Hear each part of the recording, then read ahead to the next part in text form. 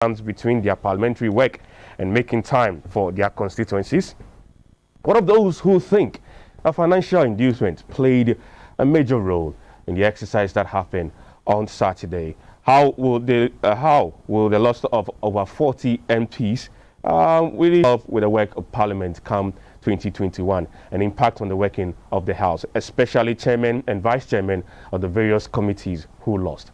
How is the high attrition rate in Parliament going to affect proceedings in the House, and should some key members of Parliament be protected, and what should be the reason for that? The program once again is Focus. My name is George Sapo. Stay with us. When we return, I'll introduce our guest and move straight into action. We'll be right back.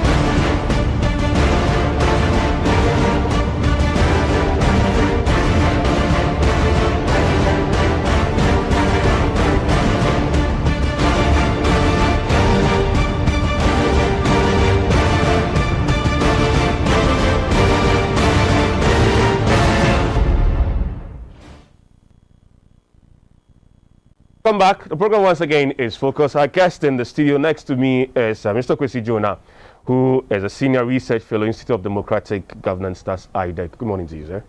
And welcome.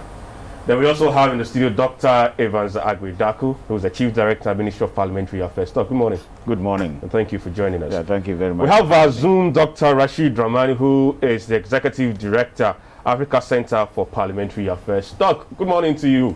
And he's reaching us from Canada. Good morning. And I hope you're good.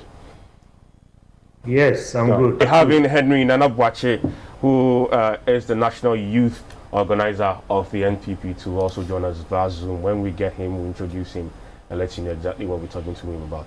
But let me start off with you, Mr. Jonah. Let me just briefly have your initial thoughts about what happened on Saturday in terms of the NPP parliamentary primaries and those who lost, 40 of them. Yes. Your initial thoughts, yes. Your initial thoughts. Okay, fine. The primaries that were conducted 20th June, this Saturday, so many aspects of which that are very worrying.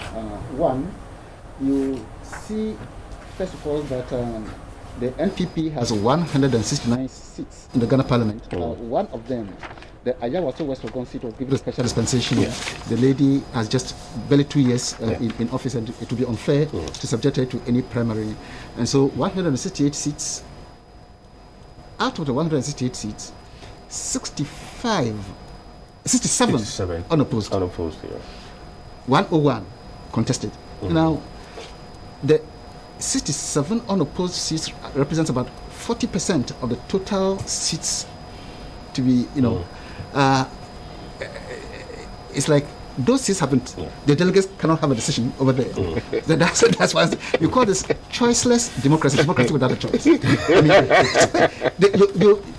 It is very serious in the case of MPP, precisely because over years they have expanded the number of delegates. Why did they expand? We want to give power to the delegates, so they have 1,000 delegates. So we are giving you more power, at the same time we cut it down on your power. That's one thing. So that's the first element, is the choicelessness of the democracy. The second issue has to do with the number of women. The number of women who contested this primary amounted to, out of the 300, they were 15% of the total. At the same time, we are crying that we need more women in Parliament. Let us do affirmative action.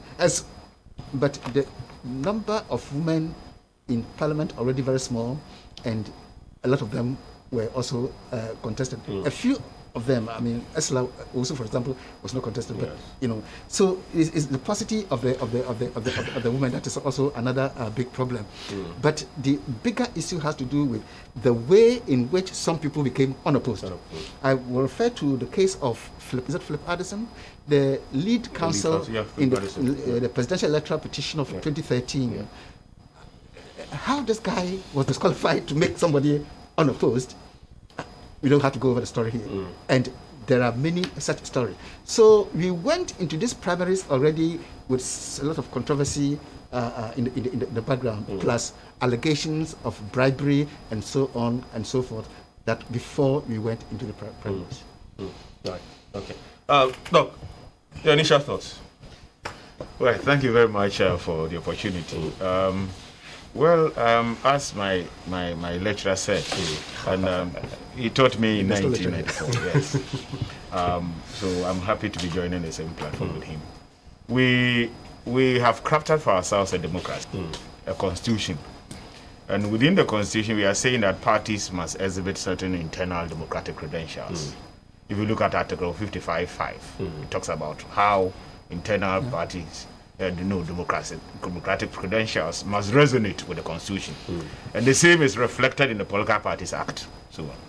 And to the extent that if the parties are not able to exhibit these internal democratic credentials, the Electoral Commission shall even have the power not to register such individuals. So increasingly, as we said, we have seen parties trying to aggregate around certain formulas for electing their parliamentary candidates and so on. One key observation: I am interested in women representation because I also believe in the resemblance model of representation, that any group of people have the capacity of representing themselves better than any outsider. But you see that we haven't seen the numbers yet. The NPP fielded, I think, about 47 women contested. 12 went unopposed, and I think about 24 won. Yes. They already have 23 in parliament. So what it means is that this is too marginal, and maybe something else will have to be done. Yeah. Some electoral re-engineering. But as Mr. Jonah indicated, democracy everywhere is a guided system. The contention, whether in individuals, then straight away it puts you in direct, contact with what you call the concept of representation. That a group of people must give in the opportunity to elect whoever they want to represent. So we've seen our parties expanding the electoral college, so to speak, and now more, because the continued expansion to a point where perhaps all registered members of that card-bearer members and dues-paying members, free riders, dues-paying members will be given the opportunity for a fit in the choice of even the parliamentary candidate. It legitimizes the process better, in my view. It broadens the person's support base and increases his or her likelihood of winning the election eventually if he goes into the main contest. And then it will reduce this incidence of monetary or parliamentary affairs put on the public agenda last year, both at the party level and then at the national. So I think that these are lessons that we're picking. And as I was told when I was a student, that democracy is not an event, it's a process. And I believe that the lessons that will help us. But the process should be seen as improving. Yes, it should. That the lessons we will pick should form the base for serious introspection and some serious reinvigorating. Before we go to Dr. Drama, Mr. losing their seats. Honestly, my impression was that some of them will fall by the wayside. Because we realized that, and getting close to the MPs myself, the institution itself, I've appreciated the enormity of responsibilities on their shoulders. And I was thinking that all the functions they perform together, and add constituency surgeries and services, the delegate will be sympathetic, but it didn't happen. By Henry Nana Boachi, who also known as the youth organizer of the NPP. Henry, good morning to you and thank you for joining us. I'm good and grateful for your time. Let's move straight to Dr. Rashid Dramani, who is Executive Director for the African Parliamentary. Yes. Yes, so your initial thoughts briefly on the exercise of the NPP parliamentary quiz and whether you were surprised of the outcome. Well, maybe first of all, surprised. I wasn't really surprised. I mean, I've heard the two other panelists say they are surprised. Observing our parliament over the years, I think for me, I saw this coming. We see this every time a party is in power, and you go to parliamentary elections. You see the kind of rush that we saw on Saturday, and then you also observe that a number of MPs would usually go down, and I think particularly this is related to the kind of arrangement that we have up until now. That more of our MPs end up being ministers of state. And I have described our parliament over the years as perhaps one big waiting room for executive appointment. And therefore, you see a big rush.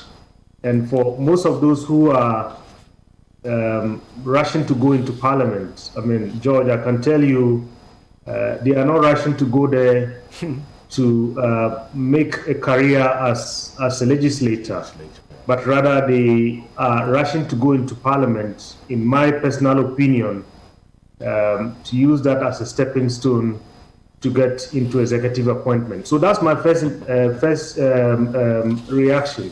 Now, in terms of some substantive issues, I think my co-panelists have spoken about the issue of the expanded electoral college and the issue of women representation in particular. And those were the two things for me that I took away from the Saturday event.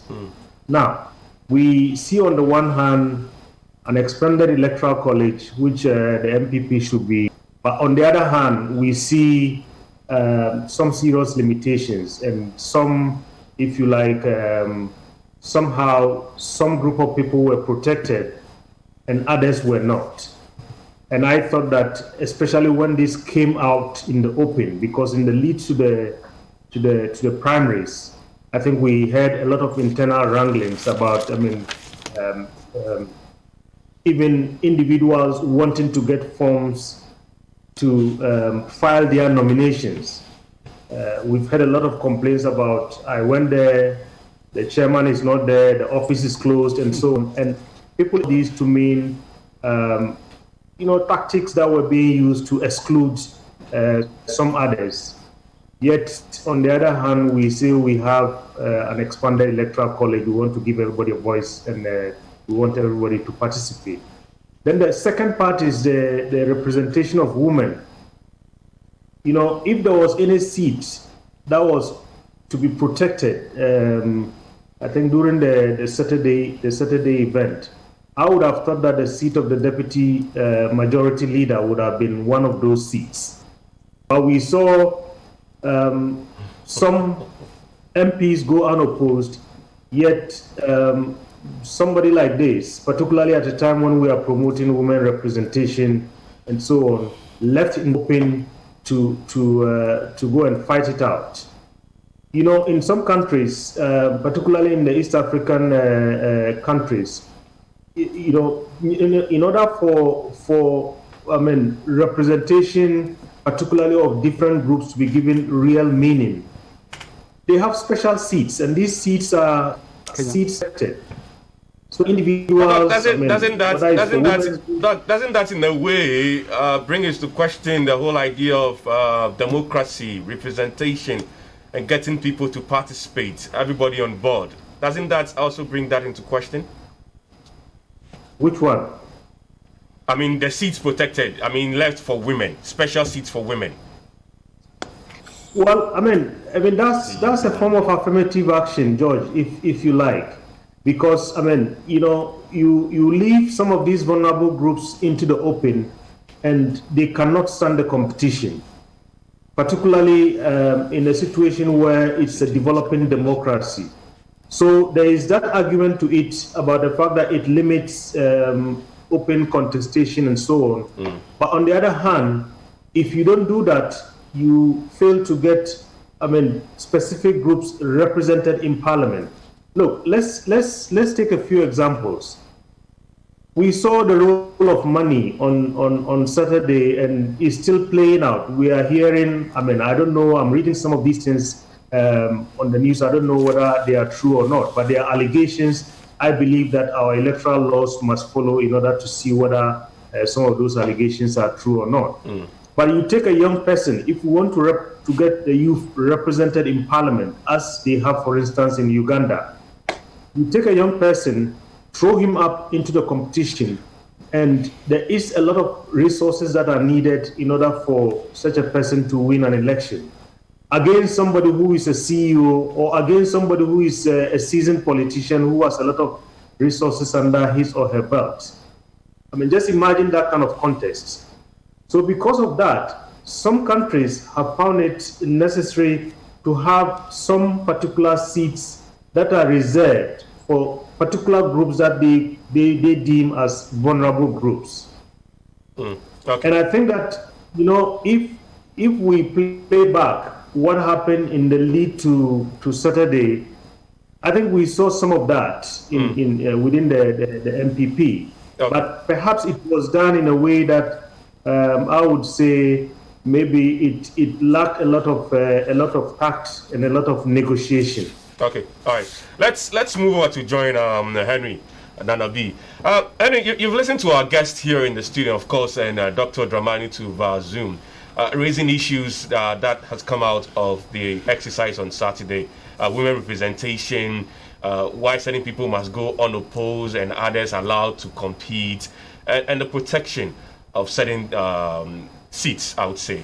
Your response to these things, Henry? Thank you very much, my brother. First of all, let me use this platform to congratulate party faithfuls, especially those who took part in the process, and then those who want to say yes, kudos, and then those who lost. It is a party that has won, and I think all of us should come together so that we work towards Victory 2020. Yes, I think I heard Dr. Dramani put up certain views. First of all, no one was protected. The process was very clear. The National Executive Committee, through the General Secretary, issued the guidelines, and everybody was allowed to pick forms. And indeed, I also heard that some people were a bit disadvantaged when it comes to access to the forms. Yes, that is the more reason why we gave levels of availability, so that if you are prevented from, because we were aware that sometimes this happens. So what we did was that if you are prevented from getting access to the forms at the constituency level, you can project up to the regional level, and if that is also very difficult situation for you, you can come up to the national level. And there are people who came to the national office, and then we gave them forms. So no one was prevented from getting forms. That was the first thing I wanted to speak of. And then secondly, for me, I was also not surprised about the number of seats that were lost. If you compare that to 2004, in 2004, the same scenario, because we were also in power for 4 years and we were going for the second term. And in that situation, you recall that we had 101 seats in parliament, 101 seats in parliament. And then after the primaries, close to about 25, exactly, yes, 25 seats were lost. That is incumbent who lost their seats were up to 25. And that is close to about 24.7%. And then in this case, we are talking about 40 out of 169. And that is just around 23%. So clearly, if you just juxtapose that to the 2004, and then now, I wasn't really surprised. And then even because I've followed the internal party politics for quite some time, I knew we were going to face some of these challenges where a lot of people were also going to lose their seats. So